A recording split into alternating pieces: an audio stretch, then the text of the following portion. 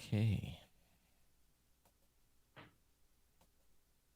think we're just about ready to go. I want to look back here and see if this got reset.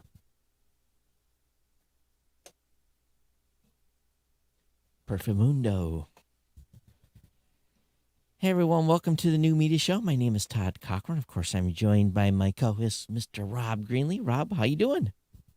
I'm doing terrific, Todd. It's great to be here and doing the show. It's always it's always fun doing this show because we can kind of play around with podcasting a little bit and try different things and evolve, right? Yes, we can. And we are devolving this week, right? Well, that may be how you might want to look at it. Some may look at it as a positive evolution. So it depends on how one looks at this, right? Yeah. So we've been going 2 episodes for how long? About a year? A Yeah, week? since just after the whole pandemic COVID thing hit. Yeah. Right. And I think last week was an example of we were a little short on news and we struggled to get through the show. And so, we've gotten a couple of emails from some people giving some advice. Oh, I got a cat intruding on the show. Uh-oh. um, so basically, we're gonna go back to one episode a week, and Yeah. to try Yeah. to, for the first time ever, give me a full weekend. We're gonna go on Wednesdays for a while and see how Yeah, that it'd be works out. nice. I mean, if I think back, even my own experience, it's been. I mean, I started doing my radio show that I started in 1999, doing Saturday mornings. So it's it's been 20 years Yeah. of So doing shows on Saturday mornings. so So this is a big change. yeah. So 10 years plus for me of doing Saturday morning shows. Hey, we'll see what Yep. happens. We're going to see how this goes for a little while and see if it makes sense to do this on Wednesday and versus Saturdays. And Yeah. we'll see. So same time as what we're doing here, Yep. 3 p.m. Eastern, noon Pacific, and we'll see how it goes. And I think maybe we'll play around with how long the show is too. Maybe it'll be 60 minutes, maybe it'll be 90 minutes. It kind of depends on how much we have to talk about, I think. Yep. So, And yeah. a couple of you listened to one thing you got to remember about the video portion of the show. There has been the audio doesn't get processed on the video portion. So if you rewatch us on YouTube or you rewatch us on Facebook or you rewatch us on Twitter, the audio hasn't been touched. And in the podcast episode, the audio has been touched. So we'd gotten some feedback on the last episode that hadn't even been published based upon the audio that was in basically on one of the streams. So Yeah. so just be aware of that from a audio processing standpoint. But Yeah. And I think we do care about the audio volume or quality going sure, out on all of our distribution pathways. But yeah, I mean, we're still tweaking and improving. I know I am here too with my tools and things, and it's I think it's getting better. I mean, I don't know how I sound. I sometimes don't know how this sounds going out. Right? Historically, I've always been louder than you, Yeah. and even today, I'm louder than you. But it seems Yeah. like every time I turn you up on my side, that Right. always invokes some issues, whether it be feedback or something like that. So, Hmm. Okay. traditionally, you've always been a little quieter than me live, Yeah. but you should not be louder than we should be pretty equal on the produced audio. So, Right. And also, I've been thinking a little bit too, and I did create an outline for the show today, yeah. just knows that as Wow. well. Trying to push on that a little bit, so we have a list of things to talk about, and this is typically what I've done with podcasting over the many years that I've been doing it. Is to create kind of an outline discussion that you can stick to. That doesn't mean that you have to stick to it or you have to say everything that's in it or anything like that. We're still going to keep this loose, and if Todd has something that he wants to mention, he's going to jump in. But at least it applies a little bit of structure, a little bit more structure than we've had, and we'll see how that goes, and see how it works. I would still like Todd to do something on Clubhouse for this show, and maybe it's something that we do later in the week that's maybe related to the show that we do here, but it isn't necessarily recorded or live streamed or something like that. It's just done native to Clubhouse. So I don't know. I don't know what you think about that, Todd. Do you think that's a good idea? Yeah, it's a potential. I guess we'll just have to figure out how, when, and where. And I don't want to. Exactly. I don't necessarily want to replace Clubhouse for the second show that we're not doing a week. I do. Right. That's not the idea. Yeah. Right. Correct. Yeah. I But mean, if we decide to go back to a second show, and I think we have gotten feedback, Todd. If you think back beyond, some of the audio problems that we've had, I think we asked the audience if they want us Sure. to do 2 shows a week, and the feedback back then was that they do. Yeah. So, I think we'll see how this goes. We get the audio stabilized. People may, like to hear from us twice a week. I guess it gets back to do we have enough to talk about? Yeah, that's my big challenge is, Right. Well, and also how busy we are. Like what has been seen in the podcasting news. Lipson has been a little busy lately, and you've been a little busy too. So it makes it hard to do a lot of prep for 2 shows a week. So yeah. But that's something that we'll play it as we go along here. Yep. But anyway, Sounds like a plan, and All right. we'll go from there. And like I say, this oftentimes these decisions are made by, hey, what do you think? Right. And when Rob said, hey, how do you think about going back to one show? I'm like, yes. Yes. So it was no problem for me. Saturdays, Give I could have my Saturdays back. give me, because in all honesty, I'm been actually behind on stuff personal stuff, because I can't, because I have to come in here by about 10:30, start at 12, 1:32, there's 4 hours gone, so That's like half the Saturdays gone, right. Really, if you think about the pre and the post on this. And when I was in Hawaii, we started the show at 6 a.m. and I was done by 8. So it wasn't a big deal. You're the one that was on the other end suffering later. So, Right. Yeah. So now, okay, for now, 1 show a week on Wednesdays, and then everyone can enjoy it or not, so. We can have a life too, Todd. That's the other part. That's part of it as well. I agree. But anyway, enough on the format of the show. Let's talk about, what is in your list. What is in my list? Yeah. Well, have we seen Google Podcasts hit a new milestone in podcasting here? Pod News seems to think we have. I don't know if this is news to you, Todd. I guess they've had what's 100 million installations of Google Podcasts now? Well, they've said they've reached 100 million downloads. Downloads, I thought downloads of episodes? Yeah. Is that what it is? Yeah. Okay, yeah, it wasn't clear I thought it was installations. No, the installations are at, it doesn't say how many. They've had 425,000 people rate the app with an average rating of 4.7, with average of 97,000 downloads per day and ratings of 413 ratings a day. Yeah, I thought it was downloads of the app, because it says Android podcast apps downloaded and rating comparison. So download it's the ratings. installs of maybe the download. app, Okay, right. so maybe it is 100 million downloads. So if that's the case, then that's significant. That's a big number. It's a big number. Yeah. It's a very big number. So it's not 100 million downloads. It's 100 million installs. That's big. Of Google Podcasts. Right. App. That's big. Yeah.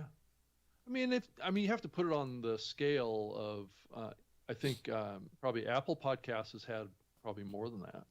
I would think a lot more than that. Well, no, it's delivered by default. So just count the number of phones. You don't have Right. to install it. It's delivered by default. And that's one of the things they mentioned, that it was not natively installed. This is people are actually having to go out and add Google Podcast as a Right. click. So if you Right. look at this tier, Podcast Addict, Castbox, they're the only ones that have hit the 10 million download mark. And I can't, Right. Castbox, I'm kind of surprised about that. Stitcher, 5 million. Mm-hmm. Podcast Republic, 1 million. Player FM, 5 million. Pocket Cast, 1 million. Podbean, 5 million. Beyond Pod, 1 million.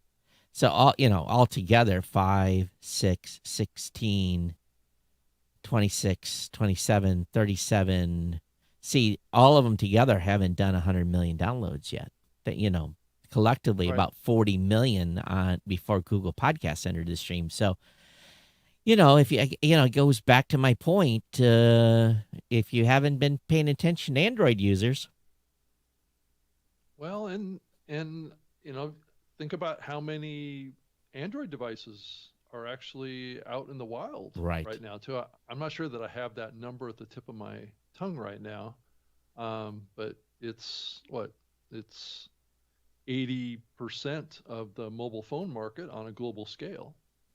So you know, it's probably we're we're just probably scratching the tip of the iceberg with So, what we're doing on so I this. I did a little testing today too, because there's been some changes to podcast.google.com. Hmm. And it's become quite the portal. And I know you can't see this, Rob, but I've got it up there. And I have, it's got my subscriptions, and I removed some before the show. So, from a privacy standpoint. And then it's got popular and trending and top podcasts. And, it's got, everything the top shows. Hmm. So, and of course, a player at the bottom, right? So, if we look at, here's the new media show, episode 449. By the way, this is episode 450. Um, Real easy to interact with this, and they've made it decent, Hmm. and you can manage your subscriptions and all this stuff right online. So I would imagine what could also be potentially happening is that Apple users and I'd like to see the split. I'd like to see the split between Apple users and Google users or Android users that have installed the podcast app. I'd like to see the split between those two. Well, maybe we can't, because they're just talking about the Google Play Store. Uh-huh. So let me try this in Google. I don't know if we can look for Google Podcast in the Play Store. That's the one that's probably got 1 million. So let's go and look at that. Hmm. Okay.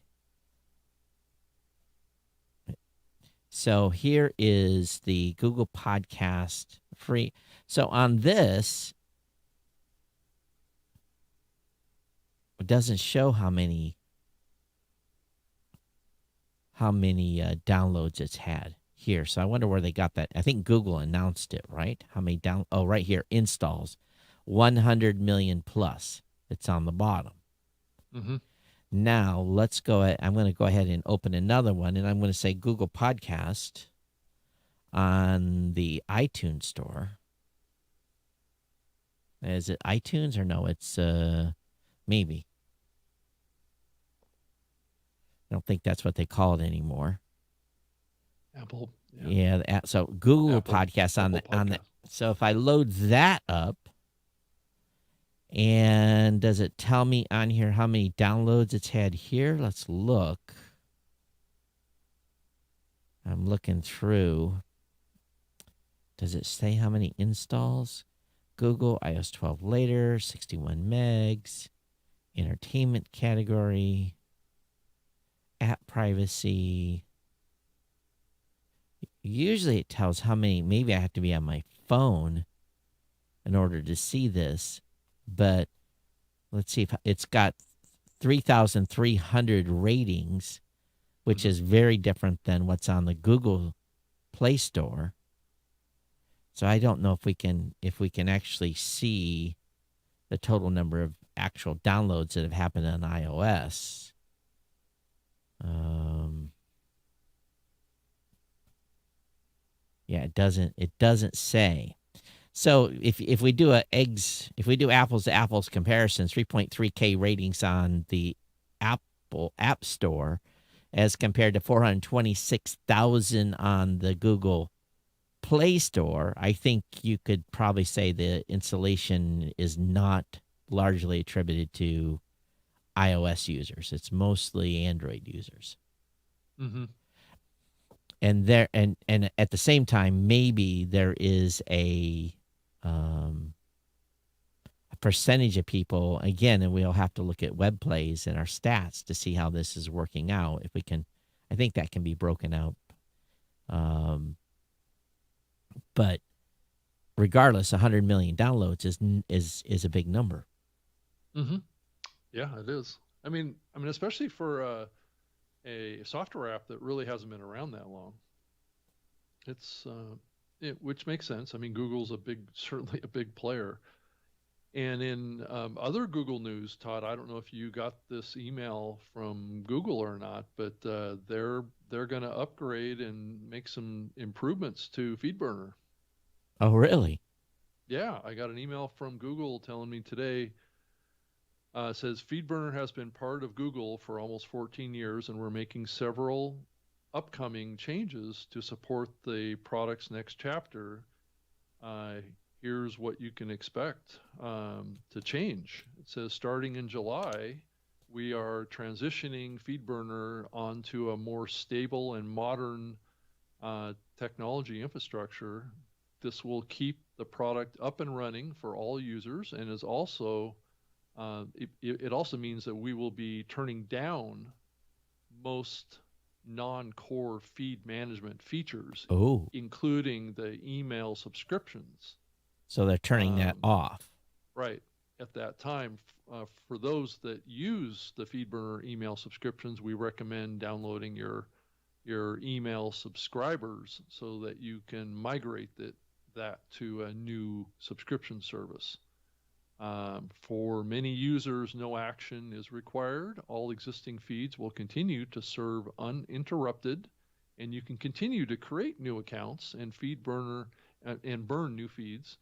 Core feed management functionality will continue to be supported, such as the ability to change the URL, source feed, title, podcast metadata of your feed, along with basic analytics. Thank you very much, FeedBurner team. Well, we have moved an incredibly large number of podcasters that were using FeedBurner to FeedBurner. Podcast Mirror. Right, right. But Um, I think we've always thought, Todd, that FeedBurner would eventually step up. I think, maybe even a year or more ago, right, they we hinted. had, well, I had talked to a team member that worked at Google at a podcasting event, and they told me that they had a team that was working on FeedBurner. So this doesn't come as a big surprise. I think what they were concerned about is that the infrastructure of this was getting ignored, and I definitely know how that goes. When I worked at Microsoft on Well, Zune, it was a similar situation. Um, it was our yeah, number one support issue for many years, right. Uh, and yeah, we and that's one of the reasons that we launched Podcast Mirror, right. and because and Podcast Mirror is not for everyone either. Neither is FeedBurner. So in this day and age, though, things have changed a lot. I don't think a lot of podcasters, thank goodness, know much about FeedBurner. And usually, how it happens, how we add people to Podcast Mirror, say, "Hey, we've got a solution to replace it. Right. Come over and use it." And but we still think this, this, and this, and this. But well, that's an interesting move by FeedBurner. Well, it speaks to a bigger topic, right? Google is paying attention to podcasting. They're paying attention. That's that's clearly a move around podcasting. It's Right. not a move around blogs per se. I don't think. I don't know. I don't know what you think. Do you think that there's a I don't think it's because of concern about podcasting. lost blogs? Yeah, it's because of podcasting, right? No, I don't think it is about podcasting. Oh, you don't? No, So what do you think it is about then? just trying to keep the product alive because millions of blogs still use it. Okay. I, Are I, there still feed readers out there that there's a lot of people using, you think? well, FeedBurner's not for feed readers. People, well, yeah, It there's a, could be used. It could be but, used for that, but right? most, even though, okay, even though FeedBurner is, I mean, feed readers are not being used, RSS is still the major way that news is syndicated across multiple platforms. They get the feed. Okay. It may end up on a public website somewhere, but people may not be using an actual feed reader any longer. So You you know, think that the feed readers are now servers that our servers, right? They're are our are are services, sharing content with other platforms, and right? that's what a lot Right. of FeedBurner users are using FeedBurner for. Is And that what and, you're and saying? no, I'm using that a service such as I know, and again, I don't know. Let's say Apple News. Mm-hmm. How's Mm-hmm. Apple News getting fed? Is it getting fed?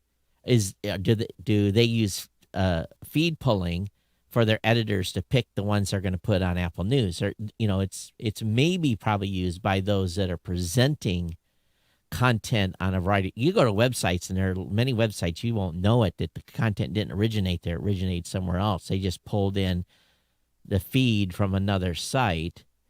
Mm-hmm. Um, Mm-hmm. so, I personally still use, because I do a news show, I still use a feed reader. It's called Feedly.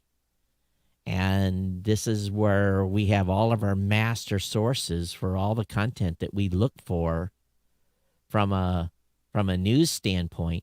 I still pull all the news from all the major tech blogs, and they all have RSS feeds still. Right. So, So this service that they've been offering of email subscriptions, that's email subscriptions to those feeds, right? right.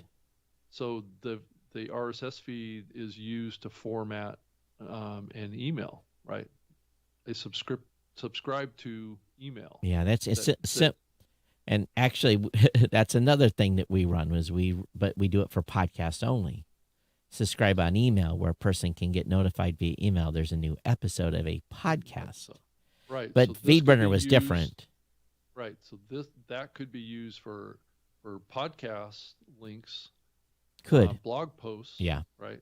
Yeah. Links to content, right? Yeah. So So that's the multiple use for this, yeah, right? so they're killing that piece. I would be surprised if people were still using that in bulk.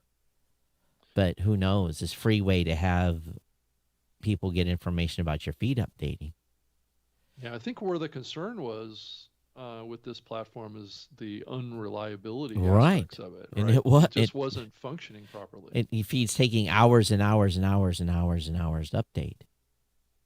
Right. But that even became, that was even a discussion point with my team, is how often do you pull a feed? Right. So we had to put technology in to ping, at least for PowerPress users that were using it. We ping Podcast Mirror and say, hey, there's a new feed.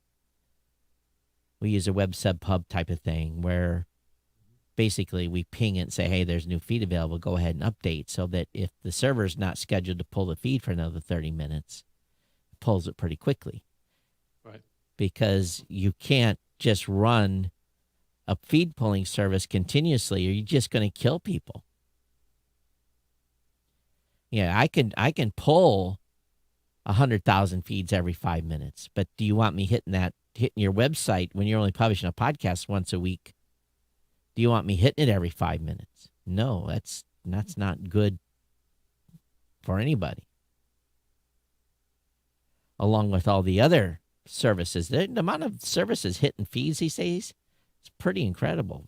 It's really, really high. Mm-hmm. Yeah. And I guess Amazon Podcasts just launched to more than 1.5 billion potential listeners in France, Italy, Spain, and India. Hmm. So the Amazon podcasts now are available in those countries now. And, and for those of you that are waiting to get on Amazon, patience, patience, patience, as much as all I can say, Right. Right. Yeah. because we're having to send people over in chunks Hmm. to them. Yeah, and it begs the question too, what's going to happen with these smart speaker platforms with podcasting? Are we going to see growth in the future? You know, Well, that's a much bigger question. the more diverse places where our content is available, the harder it is for someone to break out. But let's think about it for a second. If you have, let's just say, a billion, how many downloads do you think there is a month across all the platforms? A billion or more? Oh, of total downloads of episodes Yeah, each month. each month? Yeah, I would say it's probably over a billion. Yeah. I know what our number is. I have a pretty good guess what your number is. Hmm. And you start adding up all the I, hosting I think platforms. I think it's more than a billion. Yeah, It's I would probably 2 or 3 billion, probably. I would say it's pushing, yeah, multiple billions. Yeah. So if there's 3 billion, okay, so this is where the math gets interesting. Got your calculator, Rob?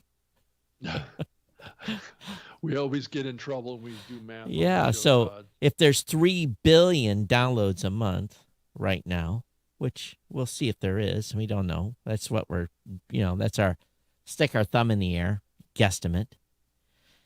And an Alexa has half a percentage of a market share. Well, you don't have to have too high level math to be able to figure that out. That's still a significant number of listens if they have a half a percent. Now, I don't think they have that much, but let's say they got to 1% of 3 billion. If my high school and Emory Riddle college math is right, that's 3 million, right? So that's 3 million downloads at 1%. So that have been accessed from a smart home device. So it doesn't take too long if you get to 1, 2, or 3%, where you're getting 3, 6, 9 million listens or Right. downloads per month from a smart. That's pretty successful across the numbers change as the numbers get bigger. They've only got 8% or 11% or 12. Well, that's 30 million. If it's 10, that's 30 million downloads, listens a month. Right. I mean, out of that list of countries that Amazon is now supporting, the biggest one is India, right? And India has certainly been a significant growth element in the podcasting space over the last 6 months to a Yep. year, with Ghana and Savin Yep. getting involved, You were digging there. I was digging for it too. and um, and now with Google or Amazon getting into this, I'm sure that Google is in that market too. So, I think that's one of those countries that we're going to continue to see growth in. For us, Uh, Google's number 2. right. You know, Oh, it is. Okay. yeah. For us, it's number 2, and Spotify is number 3. I guess there's supposed to be something special coming tomorrow from James Yeah. Cridlin on this. So, As you can see, I didn't have that in the agenda today to uh-huh. talk about that. Be for next week, right? Yeah. Well, yeah. So it kind of, just to kind of tease out a little bit, it definitely raises in my mind and a desire, and maybe we talked about this in the last episode, but to have an industry ranking that's across all the hosting providers, but who's going to aggregate that data, right? Right. So it can And be and anonymous. It well, can be who's totals. who's going Right. to aggregate that and be trusted to keep their mouth shut? What do you mean? Why would they have to Okay, keep their so mouth shut? example, if I provide a third party Well, we're already kind of doing that, Todd, right? We Uh, we put that information out individually. well, okay, but not We everyone. do it. You do it. We don't put download numbers. Buzzsprouts We doing don't it. put download numbers associated. We give percentages. So Okay. Yeah. so that's why I was surprised when Buzzsprout put their download numbers associated. That to me was very eye opening, and gave me some information I didn't have. I would have never put out a report that said 25 million downloads came from Spotify. I'd have said X percent came from Spotify. Right. And then you can then it still leaves a person to guess, where that company is or isn't. If you're a big company like Libsyn, putting out the raw numbers probably isn't going to hurt you at all. So you think that it has the potential of hurting smaller players? Is that what you're saying, or smaller hosts? Is that what? Um, well, But if it's it is, it is laying your cards on the table. yeah. So if we were to establish some sort of an independent organization that could aggregate numbers like that, Mm-hmm. um, you could make that a requirement that that company or that organization can't release the individual numbers, Rob, but they can put out percentages of the total market, right? how do I I say know where this? How I do I know where say you're this? going. It's all about trust, right? And I've had issues in years past where I've had to go thermonuclear on a organization that was chatting up data that they weren't supposed to be sharing with competitors. Could we do it in a way that was encrypted and that the server could only read, and it would just spit out a percentage? Well, we just give them the percentages, don't give them the numbers. But I think the numbers spell a bigger. Well, yeah, I think the problem with that is, mm, I It, guess you average yeah, but you can't weight that, right? Based on well, the numbers. server has to know what the decryption code is to get the raw numbers. So, my here's the thing: it's all about trust. Yeah, right. And people, okay, this isn't like the government where I'm going to put you in jail and throw away the key for until you and put you in a dark hole if you share a secret. you Well, it's know the same issue around shows and ranking shows. You looked at a lot of, Podtrack Ranker and stuff like that, networks or whatever. It's a little bit of the same dilemma in some ways. but they have opted to decide to show their cards as networks. They're big, Hmm. does them justice. But Right. I have a couple of shows in my inventory Hmm. that would fit right in those top 10 lists who have said no, we don't want to publicize our numbers for whatever reason. And again, it's not my choice. It's their choice to decide if they're going to participate. But Right. Joe Rogan's numbers were never really public. He's big, but how big? We didn't know how big. They used some general numbers on his show, but Joe Rogan never announced how many millions of downloads he got per episode. Right. He never put that out on the table. Right. And if he had it, he'd have probably knocked all those folks out of spot number one, potentially. So, yeah, and there goes. For those of you tracking, we did have the cursory Joe Rogan comment in the show today. So, in the morning. Well, I mean, let's stay focused on the goal here, and Yeah, the that is goal. to have an industry ranker that ranks based on downloads. Where the consent. Who is the largest listening platform? Does Who's the second largest? does it Who's the matter? third largest? Does it Right. matter? Well, the problem is it does. it's becoming more of an issue because there are discrepancies. So each one of us goes out and makes a proclamation that Apple is getting, just like Lipson, Apple's making 59% of our downloads. People extrapolate that to be what's happening in the industry. And we're under 50%. We're 49, 48. Right. And then another company comes out and says that, Spotify is the biggest host or the biggest listening platform in the world now. That's just based on their numbers. That's not based Well, on the industry. don't forget, iHeart's made some pretty big claims too. Well, they aren't a hosting platform. I know. I know. Right. But they sure make them. Right. Core people that host content. So the question is this just okay? What's the word I'm going to use? As a listener, okay, let me just back. As a podcaster, I don't care where you listen. Right. As a podcast listener, they just want to listen, right? For us, is it an ego thing? Are we wanting to? Well, there is a little bit of an ego thing there, but it's also, keeping the podcaster informed about where their listeners are coming from. I guess they know that. They know that. They know that, but we don't know that from an industry-wide perspective. Okay, so that's what Rob and Todd wants. But the podcaster already knows. They go to their stats platform. They say, for just their show. Yeah.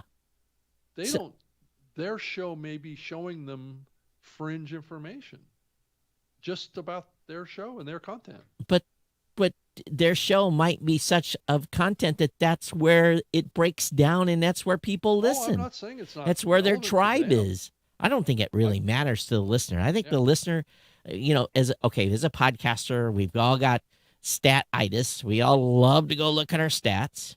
Mm-hmm. We all like to look in the data. How many? And you're like, why don't I have enough? The biggest question is, why aren't my numbers bigger? That's the number one thing. But that's what they're interested in. Right. I agree with you 100%. But where they're listening, it's just that's cool. Right. But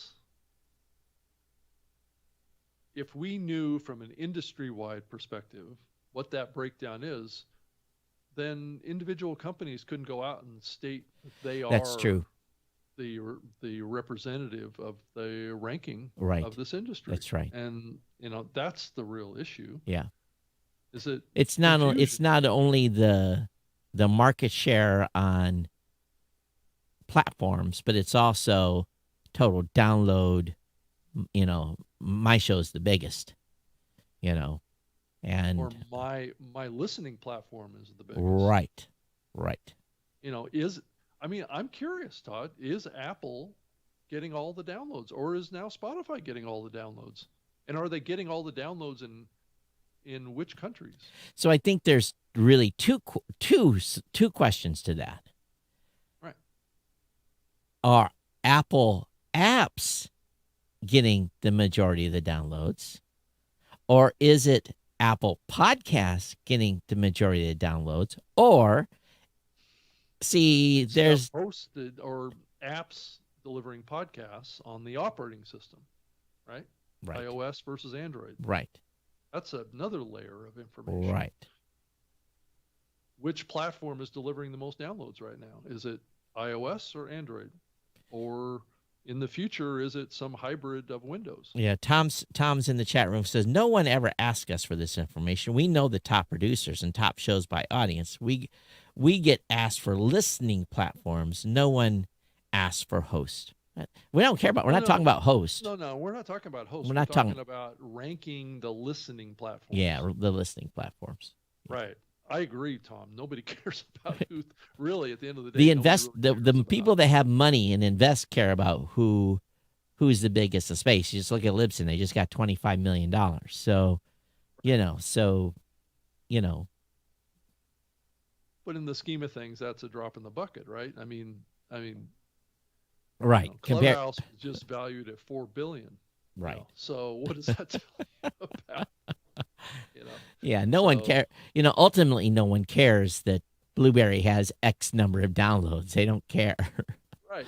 No, I, but I mean, podcasters well, may care. Podcasters okay. maybe care. So therein lies, ding, ding, ding, ding. We move back. Right. That's We do. wherein lies my looking at the Concern. Buzzsprout numbers. I'm like, really? Yeah. Right. Wha- Right. that's all?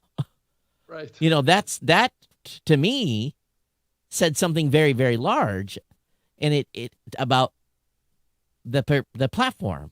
And I thought, wow, I feel pretty good here. So Right. it also the only podcast 95% of podcasters will not make the correlation because they don't care. They're happy Right. where they're at. They're doing their show, Right.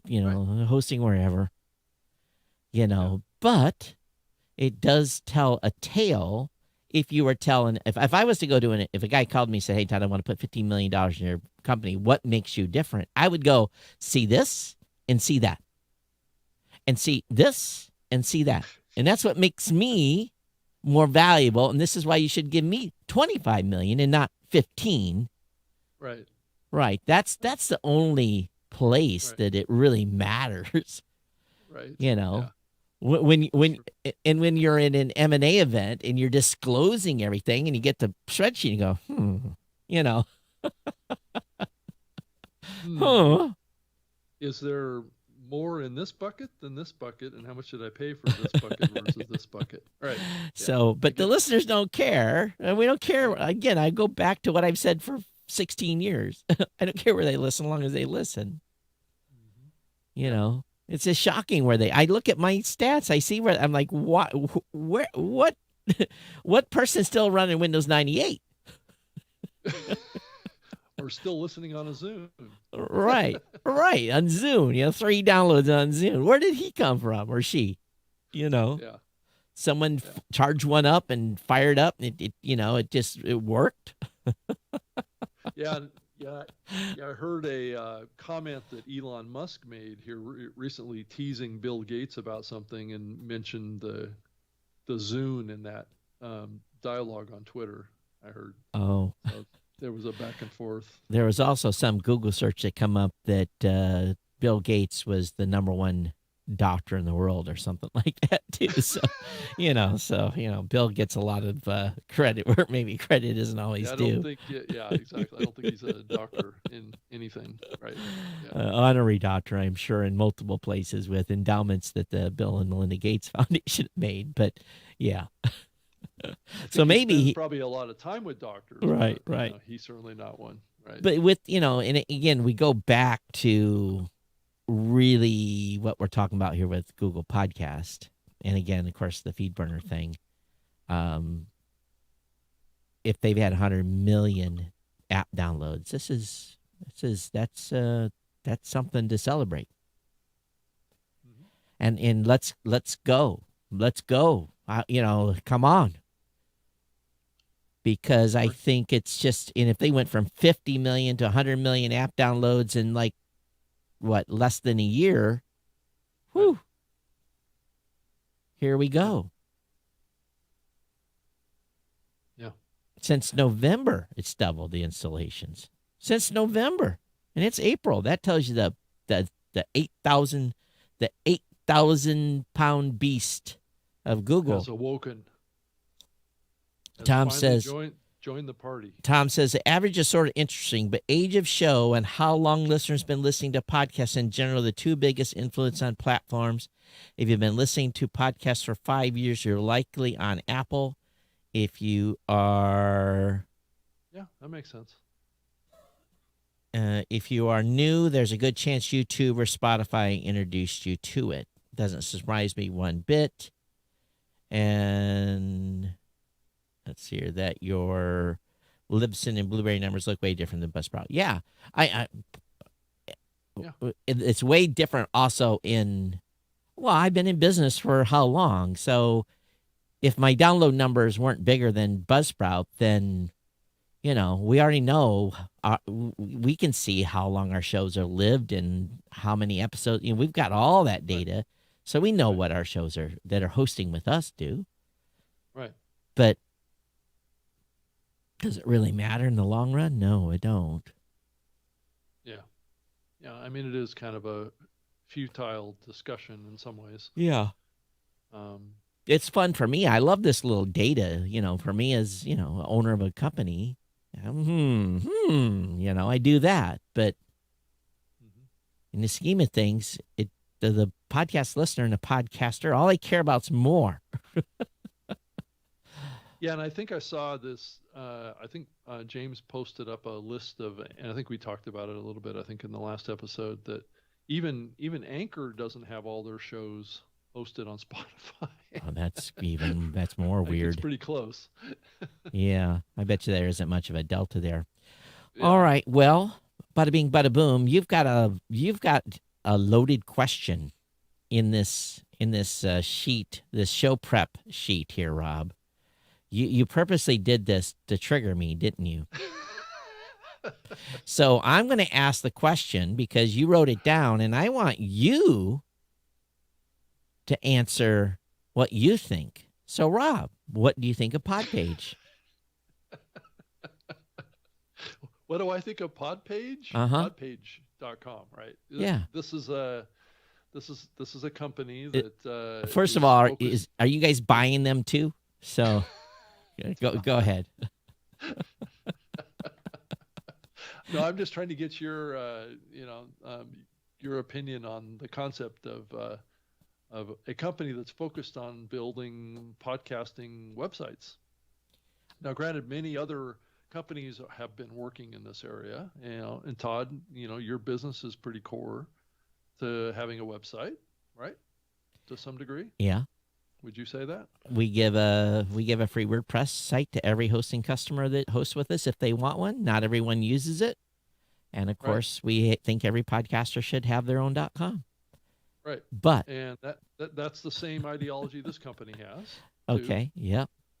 So, you can go to this company's website and you can dynamically generate a podcast website based on your RSS feed, or you can build it from scratch, and have your show be there off of Sure. a custom domain, just like what you said. Now they don't have plugin integration with any of us currently, So so most of the pages are made from RSS feeds.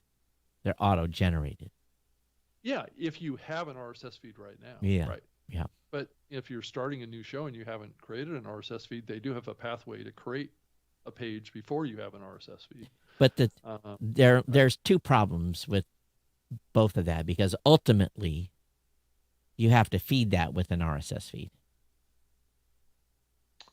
Yeah. Okay. Well, yeah. So Now, here, if they enabled publishing through it to us, to each one of our oh, well, platforms, that's different. then it wouldn't be much different than what you're doing with WordPress right now. But here lies what I've been talking about, and maybe you saw some post on some Facebook group or something. And I'm just going to tell you the fundamental challenge with this. No, it's who owns it, right? No. That's not even the big issue. So again, this is Todd's opinion. So let me be very clear. This is my opinion. All right, Rob, when someone creates a Libsyn account and they don't Right. have a website and you give them a podcasting page, Right. that is their Just about everybody does that. okay. Just That about is every their platform. primary. That's their primary place on the internet where that show should be found, indexed, and everything On the web, you mean? on the web. Internet. Right. Some of you are customers that sign up for Libsyn. Guess what they do? They have a WordPress site and they're using any multitude of plugins, including your own, Right. to have their own .com, and they just drop the media over at Libsyn, put it up, and they don't necessarily have a landing page at Libsyn. Well, they get one automatically. Okay. I know. Okay. So what happens then? Who's the authority to Google? When you have now, here's the difference. I can put minimal show notes over at Libsyn. I can say a title and I can put one word in the description and that's all that's there. And on my blog, I can put a very descriptive description, bada bing, bada boom, and I have a rich media experience. I have a good Google searchable page, etc. But what happens when the content that's on Libsyn's customer page is now duplicated on Pod page? Who's the authority? Who's the Tends to be the domain name that has the most Google juice behind it, right? Not always. Well, I think it has an influence. I mean, So, I but it's also reason why in Google most of the podcast links come up number one actually from Apple so podcasts, right? duplicative content is a problem. When you Yeah, have the exact duplicate content on two different pages. Now, right. what do we do at our directory? Our directory, we don't have any hyperlinks. Mm-hmm. We strip that, number one, because if we had all the hyperlinks of every podcaster out there, we'd be blacklisted by Google because someone had That's linked right. to a porn site or something. For a link farm kind of Right. thing. Right, So right. we don't come up as the authority in having a directory. Yeah, we'll be Mm-hmm. found. Mm-hmm. What really a podcaster, in my opinion, and here's the double-edged sword, it's probably better than nothing, but it's also could do you very big damage when it comes to Google search. You're going to find the show, but you may Mm-hmm. never have your episodes may never filter to the top. Matter of fact, the episodes might be found on Libsyn and the show be found on the Podpage site. And then you got brand confusion. So my point of view is that you should have one single point of presence for your content that is the authoritative place. Now, that's the premises of how Blueberry was built. We have Right. customers that come in and use our internal publisher. There's businesses and that have their own .coms. They're not on WordPress. They may be on Wix, or they may be on a variety of platforms, and they use our RSS feed and take an embed and put it on their site. That we have customers just like that too. But I think the thing with Podpage, I understand what they've tried to do here, but I get very, very leery and based on whatever that's going on with Google. We have to, they should probably do a case study and show how they're not being impacted. That would probably do them good. But again, And what can they do to make them more relevant? I think there's probably two concerns, right? And you would agree with one of them, I would imagine, and both of them are probably relevant to the discussion, is that if you could turn off the page that's generated on the hosting platform, yeah, right, your default page, you could turn it off, right? yep, and we have that ability And to hide right, pages. right, and then create your own website that's your primary landing point, your primary destination for Google, Sure. right? And you could do that potentially with a pod page Sure. type of a Sure. website, right? Yep. Because it's a custom domain. He's got his own DNS server, so you're doing Sure. the full thing, right? The same thing that you would be doing if you were doing a WordPress installation. But usually people But what the difference is that who owns what if pod page goes out of business? well, just like unless Right. if you own that .com, you're probably okay. Right. That's But the real. I mean, as far as you're concerned, I would imagine that's your concern, right? my bigger concern is the Google search impact. Right. That's and maybe I'm wrong. This is maybe Todd's opinion and he's wrong. But based on there's a reckoning coming on May 1st. Google has got a whole massive change coming on May 1st. And it's going to be interesting to see how it plays out. Why don't you share what that big change is? Here's the thing. I've got a competitive advantage not to.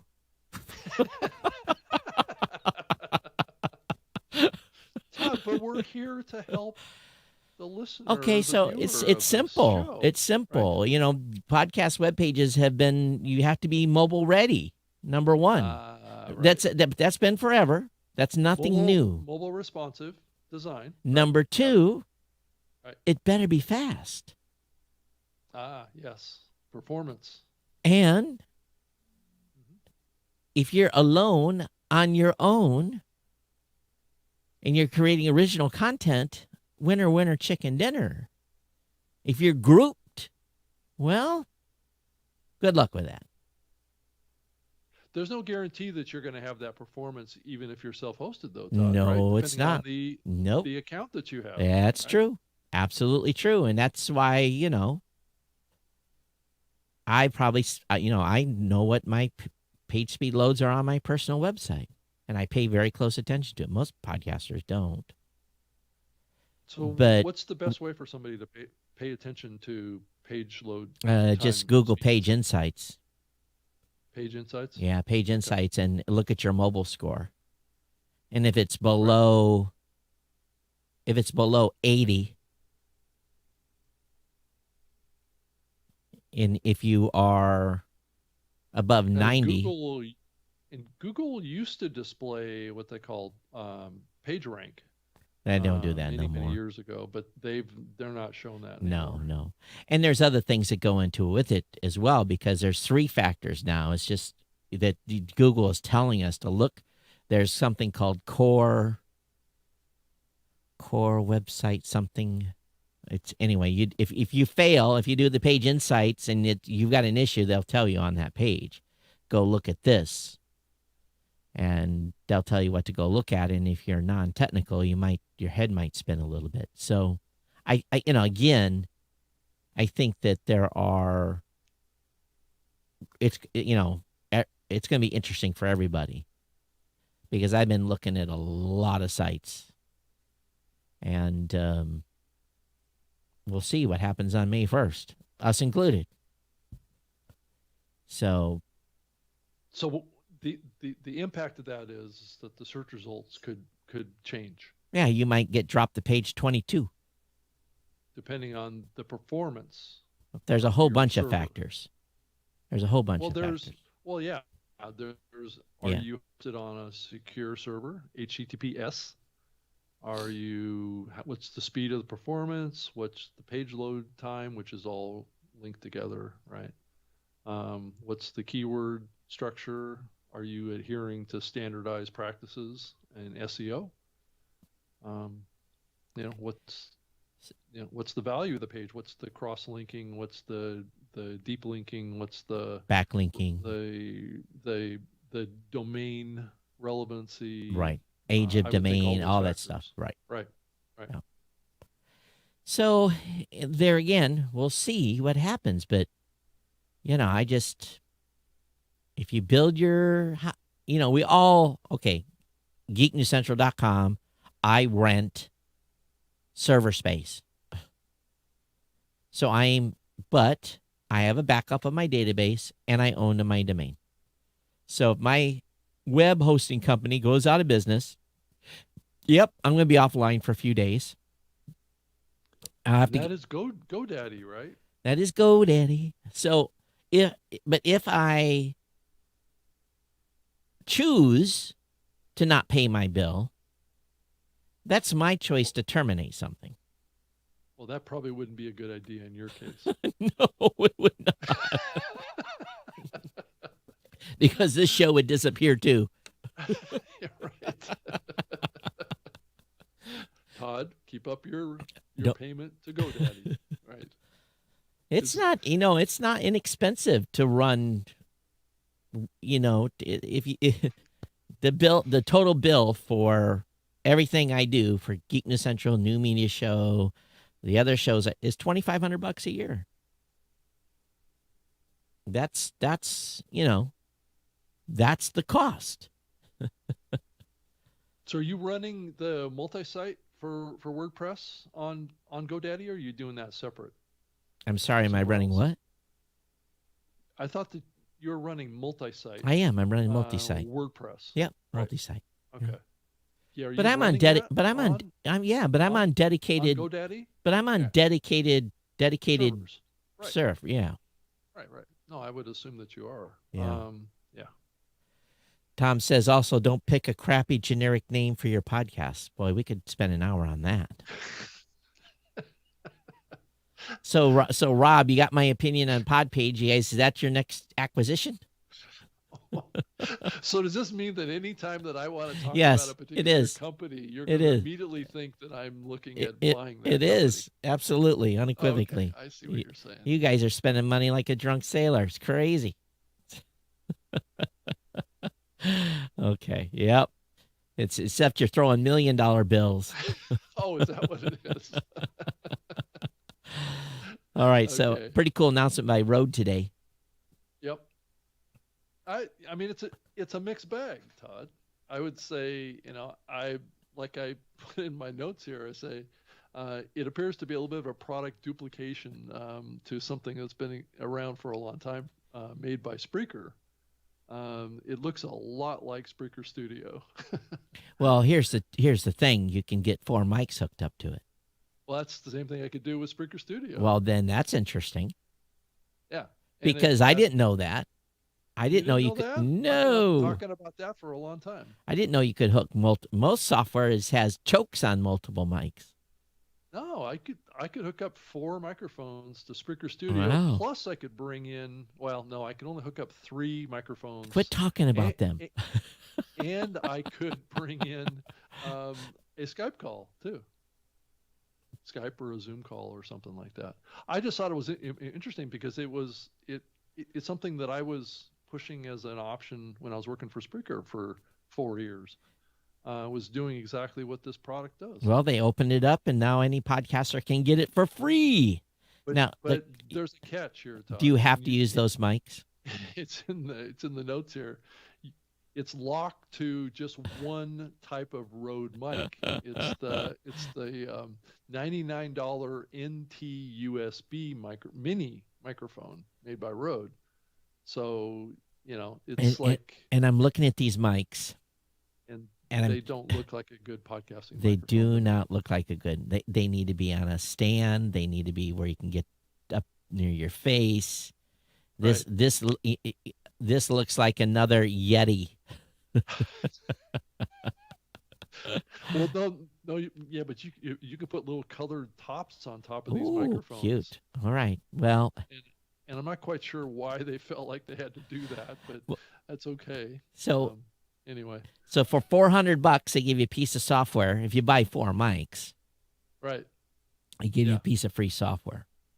And they claim that this is like the software replacement for a Rodecaster Pro, and I go, that's a stretch.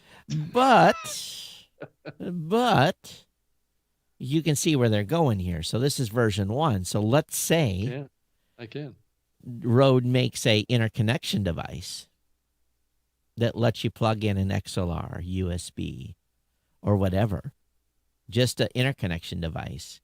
There is no reason, absolutely no reason you need a Rodecaster Surface. I bet you if you took the back off your Rodecaster, you'd be shocked how few electronics are in that box. You've got the sliders, you've got some buttons, but I bet you the computer module is no bigger than that. So Doesn't need to be any bigger than that. So why, Right. this seems like a natural evolution, but what they really need to do is allow us, if now they want to hit a home run on this thing, then duplicate the Rodecaster in software and allow me to use any mic on that. And that is And a that's game probably changer. where they're going. That's probably where they're going ultimately. If you look at the screenshot Yeah. of the Look, the interface, sure. it's not unlike the software that's in the Rodecaster. No, it's not. So it's just a matter of being able to add, another button in there that says dynamic or condenser mic, right? And they've got a pretty much a full replacement. But if they build a interface that plugs into your computer that will take some XLRs and USBs and intermixing stuff, then it's going to be that interface is going to be the same cost of a Rodecaster because they're going to have to put virtually the same tech. And they're probably going to have to charge for it because what they could be doing here is making their Rodecaster Pro obsolete. So, they could find that more people do the software solution than they do the hardware solution. So they're going to have to charge for this software if they open it up to other mics. And this microphone is not cheap. I think it'd be Wow. much. We're gonna have to see a review on the mic. We're gonna have some podcasters are gonna have to get one of those and see how they do. But just setting it real low on the desk where you have to tilt your head down to, Right. yeah, I don't know about that. So, And so the software product we're talking about is called Rode Connect. So I think if you did it, and that's like Rode RODE and space and the word connect, I would just do a search in Google for that. The software is free, but like we've just been saying, it only works with one microphone right now. But it is a clue to where Rode is going here. yeah, I'll put it up on, see if I can put it up on this. Oh, it hasn't switched yet from our show notes. Let me wait till that updates. Yeah. Houston, we have a oh, there we go. And I guess those microphones don't even sound that great, Todd. Well, okay, who's tested them? Well, it was the journalist. I haven't tested them, but the journalist at The Verge did a. Oh, he didn't I have guess, he didn't have good things to say about them. yeah, it says, yeah, he said that the NT USB mini microphones are not necessarily the best sounding USB microphones, even for Rode. Hmm. So, and it's pretty limited. And like you were just saying, Todd, distance from these microphones to a typical person Right. sitting at a desk is too great for it to sound good in a recording environment that isn't optimized with sound panels. According to Rode, there may be more models of those microphones added to the Rode Connect capability list. The company says we're actively looking at how we can expand the selection of microphones available. Why don't they just do that? So Ars Technica, why don't you guys give Rode a call here and pay him some bucks and have your microphone integrated over there? Well, the Rodecaster, and I'm actually looking at it right now. The Rodecaster has like 4 or 5 Rode microphones built into the interface. I don't understand why they didn't do that to begin with. You can't. Unless a lot of their Rode microphones don't have USB. I'm sure. Well, you can't plug a USB mic into the Rodecaster. No, you can't. XLR, baby. Can you use the? I think I heard someone say that you could through the USB connection. Maybe one mic. It's a mini USB connection. Yeah, so maybe one, but not 4 channels worth. So right. So. Using the same connection as the output going for the going phone to a computer, right? Oh No. Going out to the computer. Oh, I see. The USB connection that typically connects to a computer, a Mac or a Windows machine. Well, and there's some adapters too that they can buy, but then you're just all kinds of money. But yeah, and yeah, but if you buy buy almost any podcasting mic, they'll do USB or do XLR. So again. Yeah, Todd, have you seen the new Samsung, not Samsung, but the new Samsung, which is the same maker of the Q2U microphone, has come out with a new USB microphone called the Q9U? No.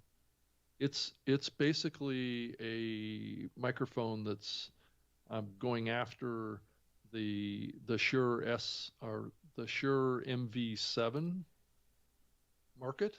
Okay, so I'm bringing this up. It's very similar to the MV7 from Shure, and it's only $199 versus the MV7 is $249. QNU XLR USB microphone. Oh, that is interesting. Yeah, so that's a new mic that's come out. Actually, I saw it at CES the last time I was at the Consumer Electronics Show. Was it? No, at CES or Q&N. You saw this NAB. When did this product? NAB. When did this product come out? I think it's been coming out the last couple months. How much is it? $199. Boy, they get that price down to like $129. Huh. Okay. So there's a good shot of it from behind that shows the. See if I can view larger. And that's the Samsung Q9, the number 9U, So XLR or it looks like they've got the or USB. USB. Hmm. Right. Okay. So I thought that Lots was and lots interesting. of options. Yes. But there's another competitor to the MV7 As out Douglas there. says, you got to give Rode props though for keep pushing the envelope for podcasting tech. It's true. You do. So You they do. understand people are buying gear. Yes. So this next one, I saw you posted something on Twitter or somewhere. All right, you're going to have to talk about Spotify's new car thing. I, I'm I, I I'm completely like if you listen to Spotify in your car, I guess this is good, but what's the skinny here? Well, I think it's really kind of a play that's coming out of the past, and I'm not quite sure what whoever came up with this idea is.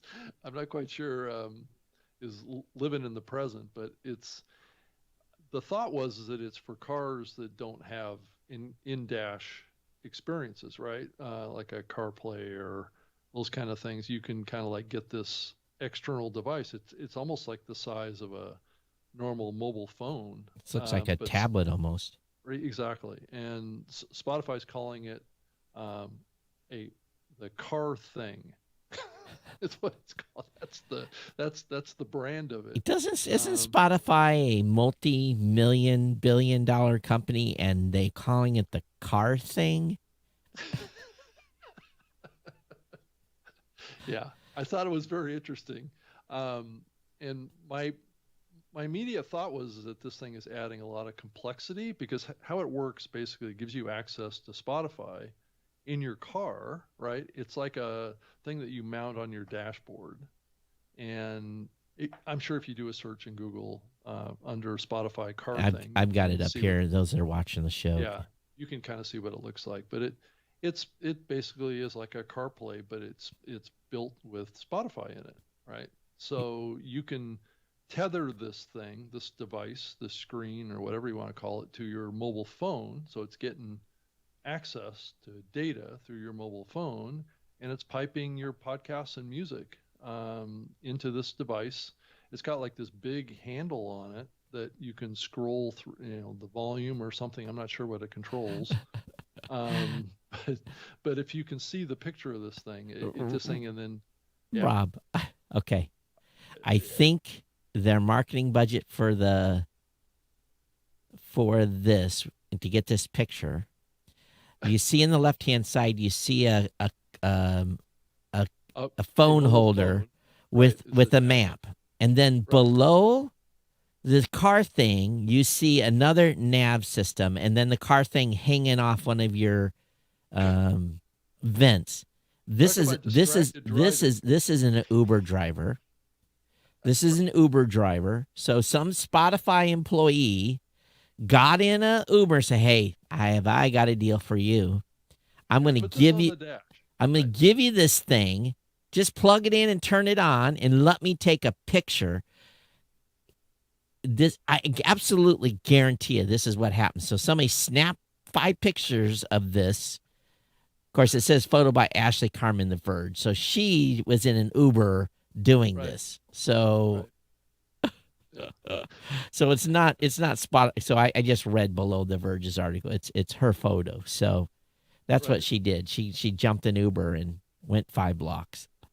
The other little tidbit about the Verge that I thought was interesting, Todd, have you had a chance to go listen to their audio that they have that they embed in all their articles now that plays a reading of the The article? robot that plays. Yeah, so you don't have to actually read the article. You Right. just click play at the Yeah. top of the page and Yeah. it plays the article for Yeah. you in audio. I So, have, but I haven't heard their ad. But I heard you heard an ad in it. well, yeah, it's got programmatic ads in it. So, it's like pre-roll and post-roll and all this stuff in it. So they're treating this almost like a podcast, but it's being read by, you can tell it's being read By a computer. by a computer, voiced reading of the text. I remember. Actually, I mean, it doesn't sound bad. I, Don't get the wrong impression here. I'm not saying that the audio sounds bad. It just, you can tell that it's not a human. I remember when we first put the Blueberry directory up more than 10 years ago, and the spam submissions that kept coming in were of this, you want to listen today because, it would basically be a robot, and it was really Right. sound like a robot reading blog posts. And they would literally have 10,000 episodes, because it would be like 25, 30, 40 a day, new episodes that were posted by these robots. It drove me crazy. It was like whack-a-mole. I had to kill, kept killing listings because the spammers were coming in and thinking that people were actually going to listen to this junk. So, Well, Todd, I could play it really quick. I think you'd be able to hear it. yeah, let's go ahead and try. Let's see here. Turn it up. Don't hear it. Nope. That's weird. It should play through. Can you not hear it? No, I can't hear it. So you may not have your slider up. No, I did actually turn it up. But you got to turn it up on the USB too. So you got to turn the pad up and the button beside it. The slider right beside the pad and the one that's for your USB, and make sure that's enabled. Okay. Otherwise, it won't play through. Huh. All right. Well, anyway. We'll have to practice that. All right. So anyway, that's what's going on with Spotify. So, okay. Right. How much does it cost? They didn't give a price in here. Here, I'm on their website here. So it's voice activated too. It says you can talk to it. Just say, "Hey Spotify," then ask for a song, album, artist, playlist, station, or podcast. Says use the dial. That's that big gray thing on the right to dial, to browse, select, play, pause, and discover. And then it says here you can see what you're scrolling through, and then just press, I guess, the big gray button, I guess, or on the screen, and it starts playing. All right, $20 to the first listener that has one of these and plays the new media show on this device and takes a picture of it and sends it to us. Oh, it's okay. Here it is. Here it says Car Thing is available at no cost for a limited time. Whoa! But it does say here on the same page, Car Thing is $79.99 is the anticipated retail price, but Spotify is discounting that to zero. To zero, and basically you have to just pay for the shipping. It's $6.99. Well, I'm going to order one then if it's free. Yeah, and it does. It looks like a mobile phone with a big round knob on it. So it's the weirdest thing. So I can give myself $20. So, you got to be put on the list. Put me on the list. Exactly. You got to be put on. Yeah. I'm sure they're going to make sure that I'm a paying Spotify user too. So they have this big knob that you turn that actually scrolls through the navigation of the device. It's the weirdest thing I've ever seen. Let's see here. Do I remember what my Spotify login is? We'll try that one. Wow. Maybe Spotify's onto something here, Todd. If they're giving it away for free. I mean, if I don't know. I mean, how can you listen to it? Can you take this out of the car and take it on the road with you? I don't know. Can you watch video with it? Doesn't say. Maybe they can get the new media show on it, Todd. It can be our new. There you go. New media show listening device. I'm getting my password reset while we're doing the show here. Yeah, reset your password right there. Right. So, Rob, we have to talk Yeah. about it. 1.2 Okay. million here SEC filing. You guys picked up Glow.fm. Yeah. So I thought you guys already had private podcasting or a private feed situation. Well, we do, but this is it's a way to aggregate some existing customers and bring them in the fold and upgrade our infrastructure, and maybe bring a little more attention to this capability in our platform. Sometimes when you add functionality to a platform, it people get to know you to do certain specific things, and sometimes you just need to, bring attention over to something, Mm-hmm. to specialize in something, and maybe give it a fresh interface and a fresh kind of marketing approach, and that's kind of what Glow is to us. So it's a little bit like the advertised cast thing, and a little bit, like the aux bus. It's a little bit of a, different tool and a different entry point, Right. you know. So anyway, and then coming up here on April 28th, I guess April 27th in the US, the Infinite Dial for Australia is coming out. Uh-huh.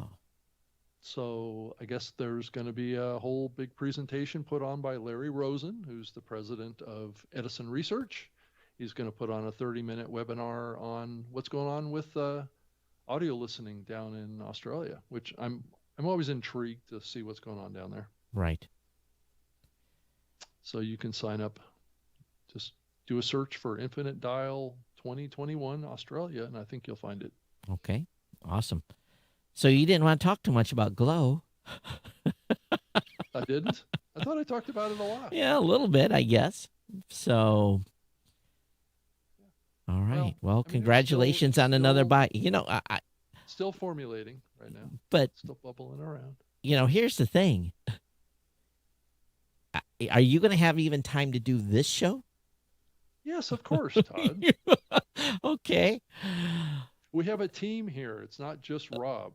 Okay. I haven't been hearing about any hires lately or anything. So, well, we actually have been hiring, so it's not as, not publicly, huh? Just been quiet about it? Yeah, a lot of back end people and stuff. Oh, okay. So all right. it's not something that we jump up and down about. All right. Okay. So, that's going to, right. Guess what that's going to do? We almost made it to 90 minutes. That was actually pretty good. I thought that the content that I'd created for us you did. On this outline was only going to take us for an hour. Yeah. And guess what? We pontificated. We're kind of like Evo Terra. We like to pontificate. His shows are pretty short, though. They are. But we're more long-winded than Evo is. Yep. All right, everyone. We're going to bounce, and we're not going to see you again until next Wednesday. And probably by the time I get the show out, you'll only have 6 days to wait. Next Wednesday, is that what you're saying? No, not that long. But anyway, you all will get to enjoy us a week from now, and we should have a lot to talk about. We'll be able to go 2 hours, maybe. So please let us know what you think of our new format here. Is that what we did here? Was a new format, Todd? Or do you think it was just we just tightened it up, and we got lucky there was enough news to talk for 90 minutes.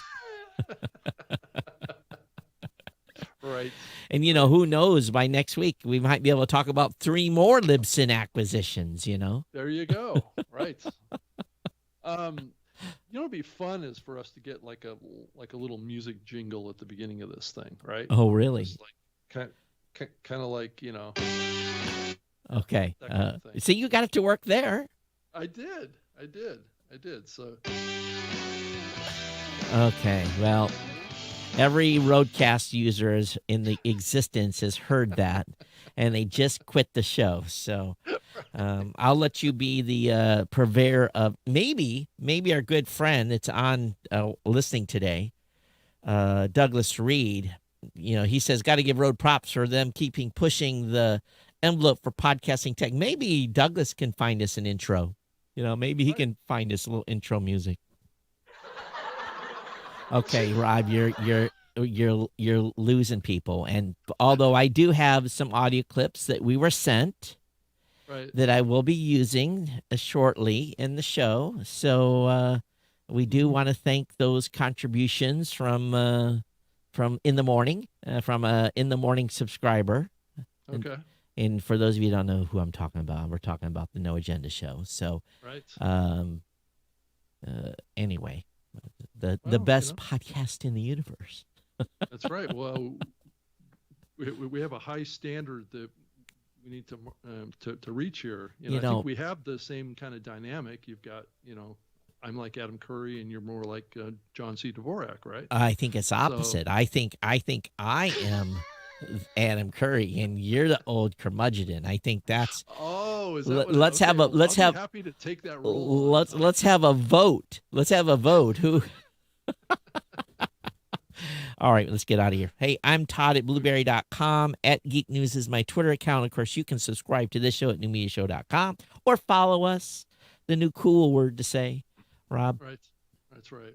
It's so cool. So cool. Rob, Right. how do they reach you?